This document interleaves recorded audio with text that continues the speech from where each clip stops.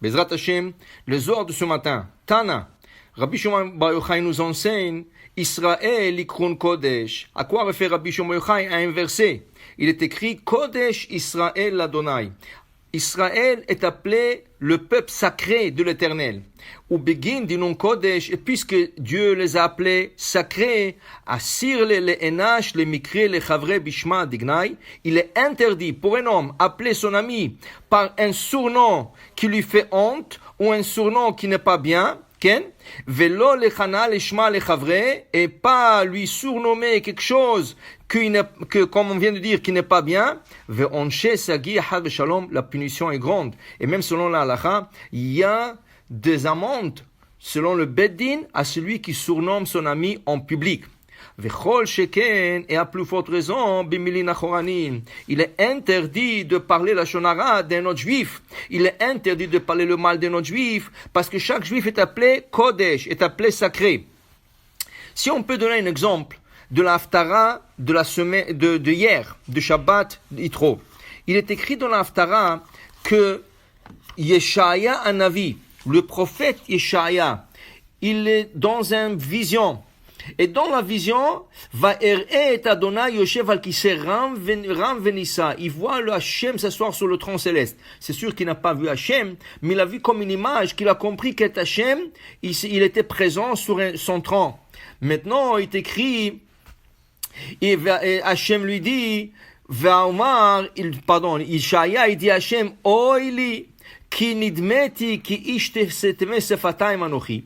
Il dit, Yeshaya, comment je peux me mettre devant Hachem, car mes lèvres sont impures, ou betoch am teme sefatayim anochi yoshev. Et parmi un peuple, qui les lèvres sont impures, je m'assois. Qui est un Melech Tsevaot, car je vois l'Éternel, et lui, il s'est dit impur, et il appelle le peuple d'Israël impur, et là, tout ça, ça se passe dans une vision. Maintenant, qu'est-ce qui est arrivé? Un peu plus tard, il y a le petit-fils du roi Yeshaya qui veut tuer son grand-père, le roi Ménaché. Il essaye de tuer son grand-père Yeshaya. Maintenant, il trouve un prétexte, et le prétexte est le suivant. Il dit, comment toi, le grand-père qui est un prophète, tu dis, Va'er'e et Adonai Yoshev al Kiseh Ram Venissa, j'ai vu l'Éternel s'asseoir sur son trône céleste. Or que Moshe Rabbeinu il dit, Velo ir'eni adam vachai, un homme, il est impossible pour lui de voir Dieu. Alors puisque tu as dit quelque chose qui est impossible, tu es un faux prophète, et c'est le prétexte que le petit-fils voulait tuer son grand-père Yeshaya. Ce qui arrive, Yeshaya se sauve. Il avait le choix de répondre, il avait le choix de répondre et dire, dit la Gemara, et dire qu'il n'a pas vu Hachem, il a vu comme une image qui représente Hachem. Mais il savait que quoi qu'il dise, quand même son petit-fils Ménaché va le tuer.